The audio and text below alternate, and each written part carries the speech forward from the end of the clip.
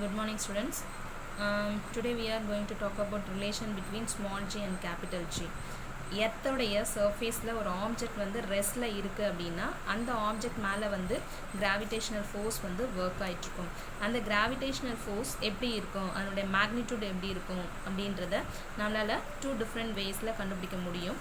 So let's capital M வந்து mass of the எர்த்துன்னு எடுத்துக்கோங்க, ஸ்மால் எம் வந்துட்டு மாஸ் ஆஃப் த பாடி அப்படின்னு நம்ம எடுத்துப்போம். ஓகேங்களா, கேபிட்டல் எம்ங்கிறது mass of the earth, small எம்ங்கிறது மாஸ் ஆஃப் த பாடி. அப்போது நம்ம அந்த ஆப்ஜெக்டுடைய கிராவிடேஷனல் ஃபோர்ஸ், அதாவது ஒரு ஃபோர்ஸ் ஆக்ட் ஆகுதுல, அந்த ஃபோர்ஸ் என்னன்னு கண்டுபிடிப்போம். Okay, so the entire mass of the எர்த்தை வந்து நம்ம என்ன பண்ணுறோம் அப்படின்னா அதனுடைய எர்த்தோடைய சென்டரில் இருக்கிறத நம்ம எடுத்துக்கிறோம். The entire mass of the earth is assumed to be concentrated at its centre. அப்போது அந்த ரேடியஸ் என்னன்னு நமக்கு தெரியும். That radius of earth is R equal to 6,378 kilometre. இப்போ according to Newton's law of gravitation, the force acting on the body is given by, that is F is equal to G capital M small m by R square. அதாவது Newton's உடைய law of gravitation, ரெண்டு object இருக்குது, எர்த்தில் எந்த ஒரு ஆப்ஜெக்டை என்ன பண்ணோம் அப்படின்னா எர்த்தால் அட்ராக்ட் பண்ணோம் அப்படின்னு நம்ம சொல்லியிருக்கோம். So attracts each other, every objects attracts each other அப்படின்னு நம்ம சொல்லியிருக்கோம். ஸோ அதை தான் இப்போ எர்த்தும் அண்ட் தென் ஆப்ஜெக்டும் இப்போ என்ன பண்ணுது, ஒன்று அட்ராக்ட் பண்ணுதுன்னு சொன்னோன்னா இப்போ gravitation force F is equal to capital G capital M small m by R square. இது வந்து கிராவிடேஷன் ஃபோர்ஸ். ஓகேங்களா, இப்போ நம்ம ரேடியஸ் ஆஃப் த பாடி வந்து consider is negligible when compared to earth. எர்த்தோடைய ரேடியஸை கம்பேர் பண்ணும்பொழுது ஆப்ஜெக்டோடைய ரேடியஸ் வந்து நம்ம என்ன பண்ணுறோம் அப்படின்னு சொன்னால் அது ஒரு வெரி வெரி ஸ்மாலாக இருக்கிறதுனால அதை வந்து நெக்லெக்ட் பண்ணிடுறோம். இப்போது அதனுடைய the force can be obtained from Newton's second law of motion. இப்போ நியூட்டன்ஸ் உடைய law of gravitation forceல F கண்டுபிடிச்சிட்டோம். இதனுடைய ரேடியஸ் ரெண்டுத்தையும் கம்பேர் பண்ணும்போது எர்த்தோடைய ரேடியஸ் கம்பேர் பண்ணும்போது ஆப்ஜெக்டோட ரேடியஸ் வெரி ஸ்மாலாக இருக்கிறதுனால இதை நெக்லெக்ட் பண்ணிடுறோம். அப்போ நியூட்டன்ஸ் உடைய செகண்ட் லா படி நம்மளுடைய ஃபோர்ஸ் என்ன அப்படிங்கிறத நம்ம கண்டுபிடிக்க போகிறோம். So from now the same force can be obtained from Newton's second law. Newton's second law படி பார்த்தோம்னா according to this law the force acting on the body is given by the product of its mass and the acceleration. இது Newton's உடைய second லால நம்ம ஒரு தடவை பார்த்துருக்கோம். So here the acceleration of the body is under the action of gravity, therefore A is equal to G. Newton second லால நம்ம என்ன பண்ணியிருக்கோம், ஆக்சிலரேஷனை வந்து அதாவது செகண்ட் லா ஃபுல்லாக லா ஆஃப் ஃபோர்ஸ்ன்னு சொல்லியிருப்போம். அந்த force F is equal to MAன்னு சொல்லியிருப்போம். இங்கே நம்ம வந்து என்ன எடுத்துக்கிறோம், that acceleration of the body under the action of gravity, அதனால் ஏவை நம்ம ஜின்னு எடுத்துக்கிறோம். therefore F is equal to MA, that will be equal to mg. so F is equal to weight, that will be equal to mg. so comparing equation 1 and 2, comparing equation 1 and 2 ரெண்டையும் நம்ம compare பண்ணும்போது force left சைடில் ரெண்டுமே force, so right சைடில் ரெண்டுமே equal அப்படின்னு நம்ம எடுத்தோம்னா ரெண்டு ஈக்குவேஷன்லேருந்தும் ஸ்மால் m கேன்சல் ஆகிடுச்சுன்னா small g is equal to capital G m by R square. this is the acceleration due to கிராவிட்டிக்கும் அண்ட் தென் யூனிவர்சல் கிராவிடேஷனல் கான்ஸ்டன்ட்க்கும் நடுவில் இருக்கக்கூடிய relationship gravity and then universal gravitational constant. so small g is equal to capital G m by R square. from this equation mass of the earth நம்ம என்னன்னு நம்மளால கண்டுபிடிக்க முடியும். so from the above third equation நம்மளால mass of the earth என்ன நம்ம கண்டுபிடிக்க முடியும். that the mass of the earth capital M is equal to G R square by capital G. capital G is the universal gravitational constant, G is the acceleration due to gravity, R is the radius of the earth.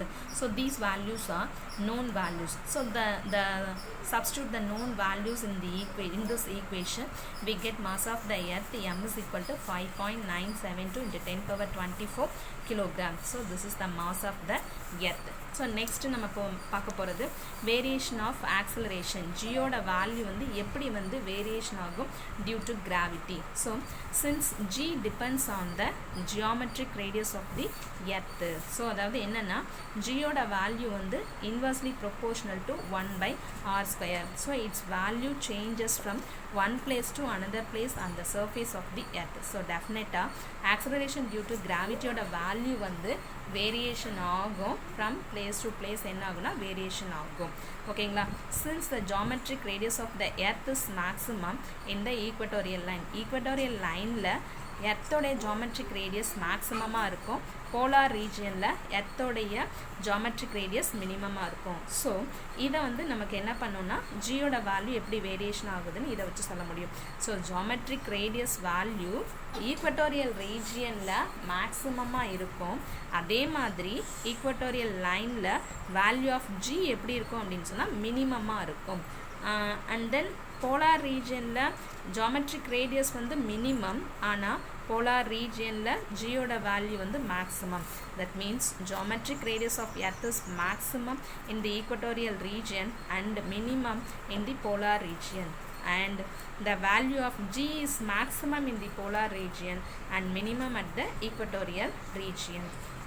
இது வந்து நம்ம when you move to a higher altitude from the surface of the earth, எர்த்ல இருந்து நம்ம கொஞ்சம் கொஞ்சமா ஹைட்டுக்கு, அதாவது எர்த்ல இருந்து நம்ம மேலே வந்து நம்மளுடைய ஆப்ஜெக்டையோ நம்மள ஏதோ சம்திங் ஒரு ஹியூமன் பீயிங் whatever நம்ம வந்து எர்த்தோடைய சர்ஃபேஸ்லேருந்து கொஞ்சம் கொஞ்சம் நம்ம வந்து என்ன பண்ணுறோம் அப்படின்னா ஹைட்டுக்கு போகிறோம் அப்படின்னு சொன்னால் ஜியோட வேல்யூ ரெடியூசஸ் ஆகும்.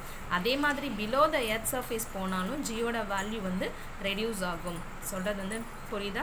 ஜியோட வேல்யூ ஆன் த சர்ஃபேஸ் என்ன இருக்கோ அது எர்த்தோடைய மேலே போக போக ரெடியூஸ் ஆகும். அதே மாதிரி எர்த்தோடைய சர்ஃபேஸ்லேருந்து கீழே போக போக அப்பையும் ரெடியூஸ் ஆகும். So the value of G is 0 at the centre of earth. எர்த்தோடைய சென்டரில் ஜியோட வேல்யூ வந்து 0. இதை வந்து ரொம்ப டீட்டெயிலாக நம்ம எங்கே படிப்போம் அப்படின்னு சொன்னால் 12th இதை வந்து டீட்டெயிலாக நம்ம படிப்போம். 11th நம்ம படிப்போம்.